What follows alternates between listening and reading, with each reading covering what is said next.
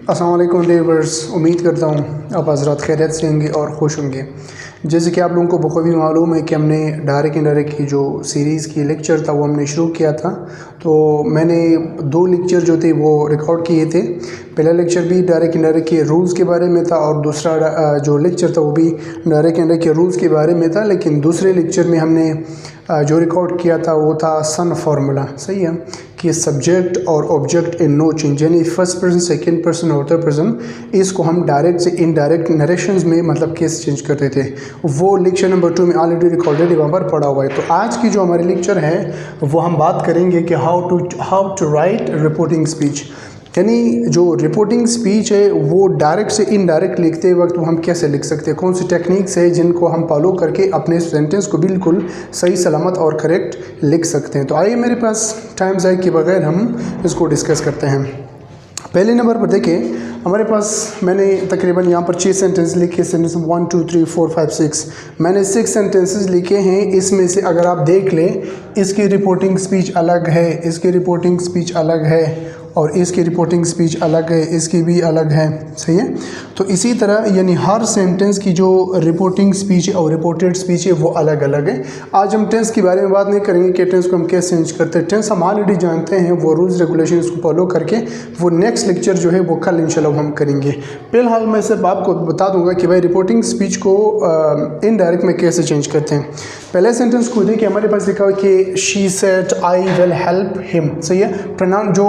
Pronounce है वो already हम चेंज कर चुके हैं। अब पहले सेंटेंस को देखिए, उसको मैं चेंज करता हूँ कि शी सेड। अच्छा, अब यहाँ पर हम सेट क्यों लिखते हैं? सेट इसलिए लिखते हैं क्योंकि सेट के साथ यहाँ पर ऑब्जेक्ट मौजूद नहीं है। तो जब रिपोर्टिंग स्पीच में ऑब्जेक्ट मौजूद नहीं होता है तो फिर हम सेट को टोल्ड में चेंज नहीं करते, इसको एज इट इज़ लिखते, सेड ही आ जाएगा। शी सेड, अब कामा इनवर्टेड कामा को हम दैट के जरिए ख़त्म करेंगे। शी सेड दैट, ये फर्स्ट पर्सन है, इसको हम यहाँ से चेंज करेंगे यहाँ पर, तो यहाँ पर क्या आ जाएगा?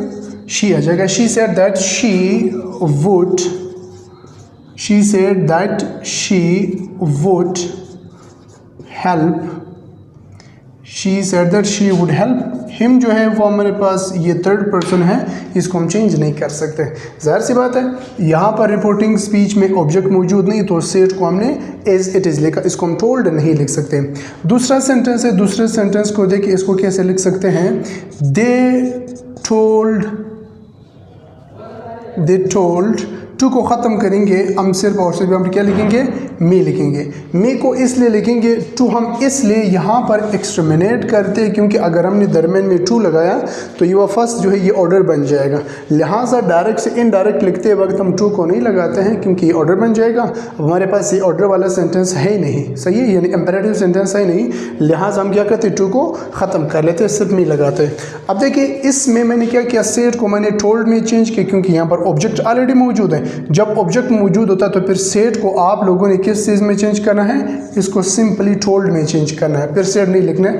दे टोल्ड मी, कामा इनवर्टेड कामा को दैट के जरिए ख़त्म करें। दे told me that, you second person है, इसको ऑब्जेक्ट में चेंज करें तो यहाँ पर क्या आ जाएगा? आई आ जाएगा। I, they told me that I would subjugate, that I would subjugate. अब देखें, आज हमारे पास ये फिर से जो है वो फर्स्ट पर्सन है, यानी वी के ऑब्जेक्टिव केस है। फर्स्ट पर्सन को सन फॉर्मूले के मुताबिक इसको हम उठाएंगे, इसमें चेंज करेंगे, यानी सब्जेक्ट में चेंज करेंगे। तो इसकी जो ऑब्जेक्टिव केस है तो फिर क्या आ जाएगा? देम आ जाएगा। दे told me that I would subjugate them. फिर तीसरा सेंटेंस है, अब क्या आ जाएगा? He says. अब चूंकि यहाँ पर सेट को हमने सेट को एज इट इज़ लिख लिया, यानी सेट लिख लिया। सही है। यहाँ पर सेट को हमने टोल्ड में चेंज किया। अब यहाँ पर क्या आ जाएगा? सही है, यहाँ पर हमारे पास वही चीज़ आ जाएगा। ही सेज दैट, क्योंकि ऑब्जेक्ट मौजूद नहीं इसीलिए इसको हम टेल्स में चेंज नहीं कर सकते, ऑब्जेक्टलेस है तो सेज को एज इट इज़ लिख लें। He says that, we first person है, फर्स्ट पर्सन को हम सन फॉर्मूले के मुताबिक रिपोर्टिंग स्पीच के सब्जेक्ट में चेंज करते हैं। लेकिन ये जो है ये प्लूरल है और ये सिंगुलर है। ही भी हमारे पास थर्ड पर्सन है। सही है। तो प्लूरल को, ये फर्स्ट पर्सन वी है, प्लूरल को हम इधर चेंज नहीं कर सकते क्योंकि ये सिंगुलर है और ये प्लूरल है। तो इसकी जगह पर हमने क्या करना है? हमने थर्ड पर्सन प्लूरल ढूंढना है, यहाँ पर फिट करना है। तो थर्ड पर्सन प्लूरल हमारे पास कौन सा चीज़ आ जाएगा? दे आ जाएगा। ही says that they were they were taking the exam। अब यहाँ पर एक और बात आती है कि भाई हमने यहाँ पर टेंस को क्यों चेंज नहीं किया। टेंस को हमने इसलिए चेंज नहीं किया क्योंकि इसके रिपोर्टिंग स्पीच में प्रेजेंट इंडिपेंडेंट टेंस है।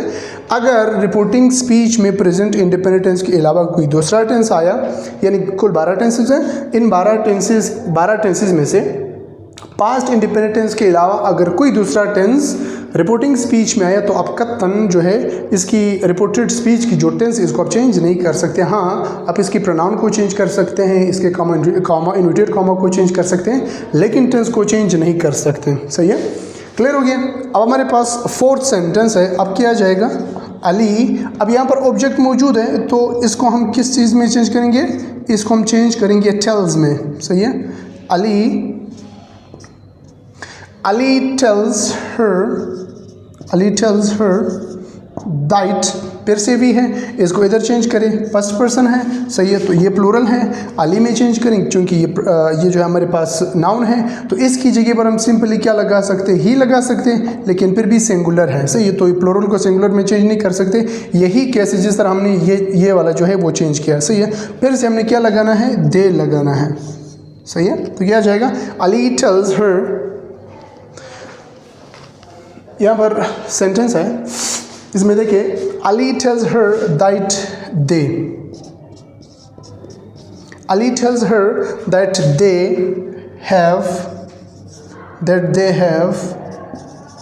they have called यू को हम किधर चेंज करेंगे, इसमें चेंज करेंगे क्योंकि सेकंड पर्सन है। सेकंड पर्सन को हमने रिपोर्टिंग स्पीच के ऑब्जेक्ट में चेंज करना है। सिंपल ये बता रहा हूँ, ये चीज़ ध्यान में रखना। रिपोर्टेड स्पीच के सब्जेक्ट में फर्स्ट पर्सन प्लूरल है, यानी वी है। अब वी हमारे पास प्लूरल है और फर्स्ट पर्सन को हमने इधर चेंज करना है रिपोर्टिंग स्पीच के सब्जेक्ट में, लेकिन सब्जेक्ट सिंगुलर है। सही है, अब लिहाजा हम अली की जगह पर ही लगाते हैं तो फिर से चेंज नहीं हो सकता है। हमने क्या करना है, थर्ड पर्सन प्लूरल लगाना है। तो हमारे पास जो थर्ड पर्सन प्लूरल है वो दे हैं, लिहाजा हमने यहाँ पर क्या लगाया, दे लगाया। सही है, टेंस को फिर से हमने चेंज नहीं की क्योंकि इसके रिपोर्टिंग स्पीच में प्रेजेंट इंडिपेंडेंट टेंस है। इसके बाद दूसरा सेंटेंस है, तो क्या आ जाएगा, यू सेड टू अस। अब सेंटेंस कौन सी है, सेंटेंस इंट्रोगेटिव है। अब हम लोगों ने क्या करना है, सेड को हम लोगों ने आस्क्ड में चेंज करना है, यू आस्क्ड अस। अब क्या करना है, यहाँ पर हमने ये जो है कॉमा इन्वर्टेड कॉमा को हमने यहाँ पर इफ़ या वेदर के ज़रिए जो है इसको ख़त्म करना है, क्योंकि ये जो सेंटेंस है, सेंटेंस हमारे पास इन सेंटेंसेस की तरह नहीं है। ये जो बाकी सेंटेंसेस ये पॉजिटिव है, लेकिन ये वाला जो सेंटेंस है ये इंट्रोगेटिव सेंटेंस है। लिहाजा इंट्रोगेटिव सेंटेंस को चेंज करते वक्त कॉमा इन्वर्टेड कॉमा को इफ़ या वेदर के ज़रिए ख़त्म करेंगे। इन दोनों में से एक लगाना है। सही है, तो सेट को यहाँ पर आपने आस्क में चेंज किया। लाजमी नहीं है कि खामखा जो है वो सेट को अपने आस्क में चेंज करना है। यहाँ पर आप लफ्ज़ इनक्वायर्ड भी लगा सकते हैं, इनक्वायर्ड ऑफ भी लगा सकते हैं। यहाँ पर आप लफ्ज़ क्वेश्चन भी लगा सकते हैं आस्क की जगह पर। सही है, यानी कोई भी जो क्वेश्चन वाला वर्ड होता है या वर्ब होता है, इसको आप इस्तेमाल कर सकते हैं। लाजमी नहीं कि खामखा जो है वो आस्क्ड आप लोग लगाइए। सही है, यू आस्क्ड इफ़ शी। सही है, अब यहाँ पर शी जो है वो हमारे पास थर्ड पर्सन है। अच्छा, एक चीज़ और ध्यान में रखना, जो सेंटेंस है इंट्रोगेटिव सेंटेंस है, इंट्रोगेटिव सेंटेंस को आप लोगों ने डायरेक्ट से इनडायरेक्ट में चेंज करते वक्त आपने वापस असर्टिव की शेप देना है, यानी पॉजिटिव सेंटेंस की जो है वो शेप देना है। लिहाजा यहाँ पर जो हेल्पिंग वर्ब है इसको हम सबसे पहले इग्नोर करेंगे। ये जो प्रोनाउन है हम प्रोनाउन को चेंज करेंगे। प्रोनाउन चेंज नहीं हो सकता क्योंकि ये हमारे पास थर्ड पर्सन है, हमने एज इट इज़ लगा लिया। अब क्या करना है, she would, you asked if she would terminate, if she would terminate,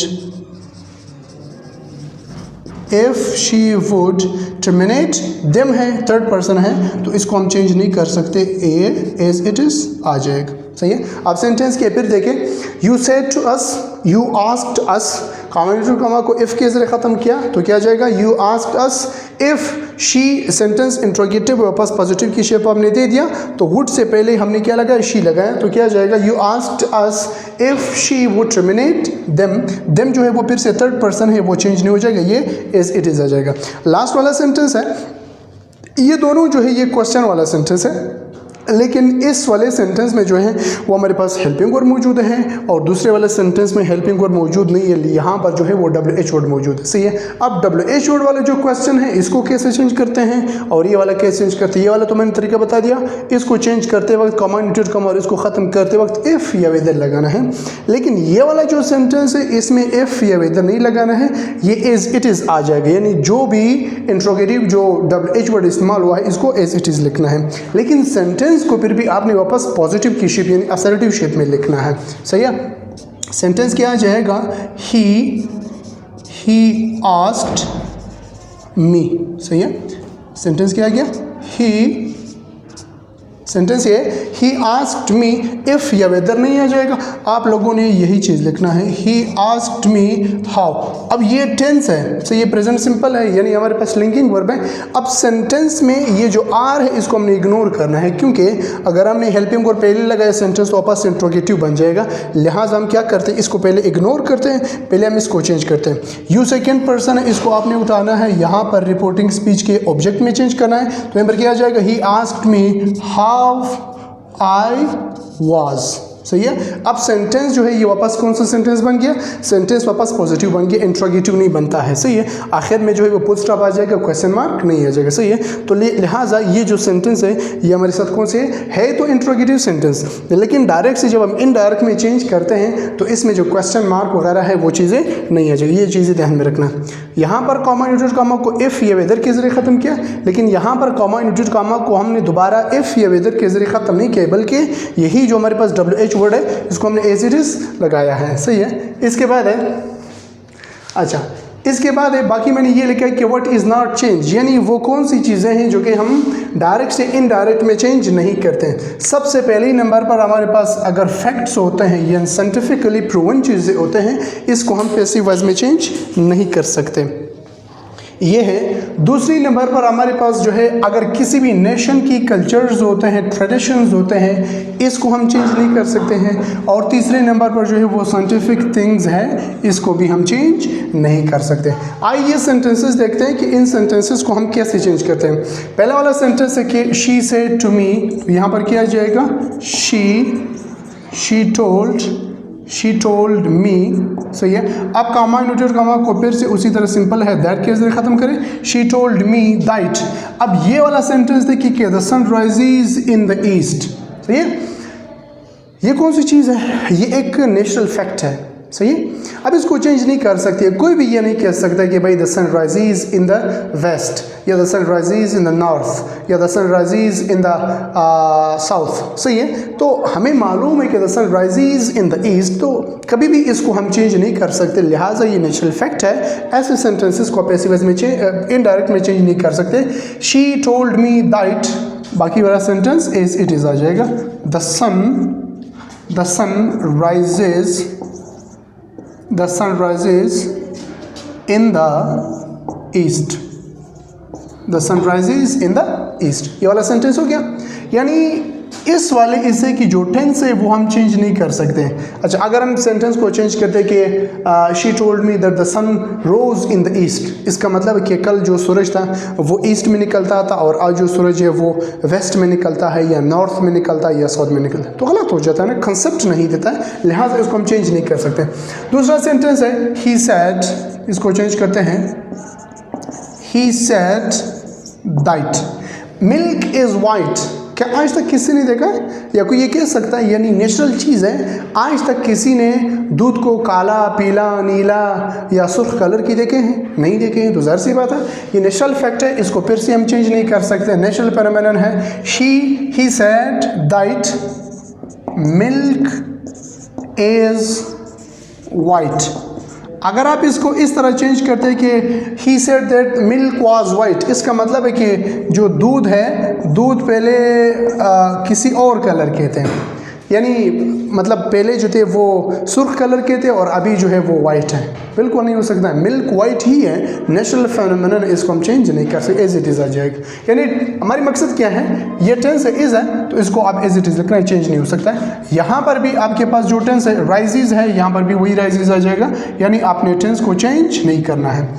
इसके बाद है Ali said Pashtun wears turban. यहाँ पर मैंने पश्तून लगाया है, यहाँ पर पूरा पश्तून जो क्लैन है, सही है, जो पश्तून नेशन है इसकी तरफ इशारा है, सही है। तो इसके साथ मैंने एस लगाया है, प्रेजेंट में लिखा है। Ali said Pashtun wears turban, सही है। तो इसको कैसे चेंज करते हैं? अली सेड दैट पश्तून,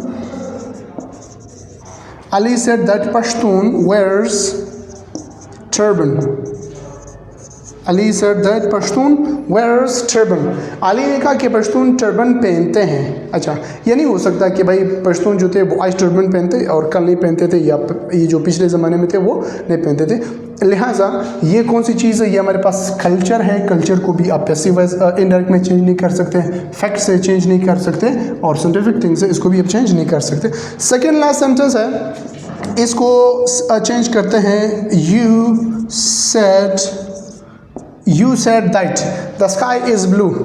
क्या आज तक किसी ने देखा है कि स्काई जो है वो पीला होता है, या जो है वो काला होता है, या वाइट होता है? स्काई की जो कलर है, स्काई की वजह से कलर नहीं होता, ये लाइट स्कैटरिंग की वजह से, या लाइट जो लाइट की वो बिखरना है, सही, इसकी वजह से वो मतलब ये ब्लू कलर की होती है अमूमन, सही है, ब्लैक नहीं है, सही है। तो नेचुरल फैक्ट इसको भी हम चेंज नहीं कर सकते। You said that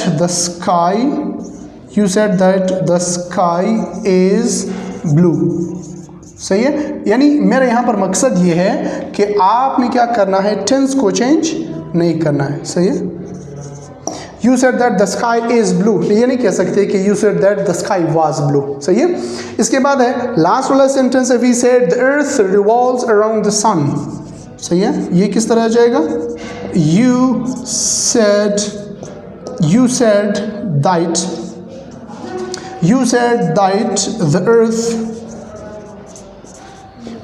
that the earth revolves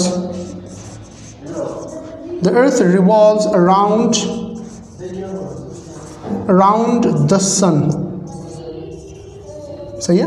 ये सेंटेंस मैंने लिख लिया कि हमने कहा कि ज़मीन जो है वो सूरज के गिर्द गर्दिश करती है। तो ये वाला जो सेंटेंस है, ये फिर से हमारे पास नेचुरल फैक्ट होता है, ज़मीन जो है वो सन के इर्द गिर्द ही घूमती है, इधर उधर नहीं घूमती है। तो उम्मीद है ये लेक्चर आप लोगों को समझ आया होगा। कल से इंशाल्लाह जो हमारे लेक्चर है वो कंटिन्यूसली इंशाल्लाह जारी होंगे। मेरे साथ रहें, मेरे साथ अटैच रहें, जो है मेरे चैनल बार बार इसको विजिट करते रहें। तो आज हमने चेंज किया कि रिपोर्टिंग स्पीच को रिपोर्टेड स्पीच से कैसे चेंज करते हैं, यानी said, tells, tell, told, asked वगैरह वगैरह, ये कैसे चेंज करते हैं, और वो चीज़ें जिनको हम इनडायरेक्ट में चेंज नहीं करते हैं वो कैसे चेंज करती है। आज मैंने लेक्चर में बता दिया। इंशाल्लाह फिर मिलेंगे नेक्स्ट लेक्चर में। Thank you so much.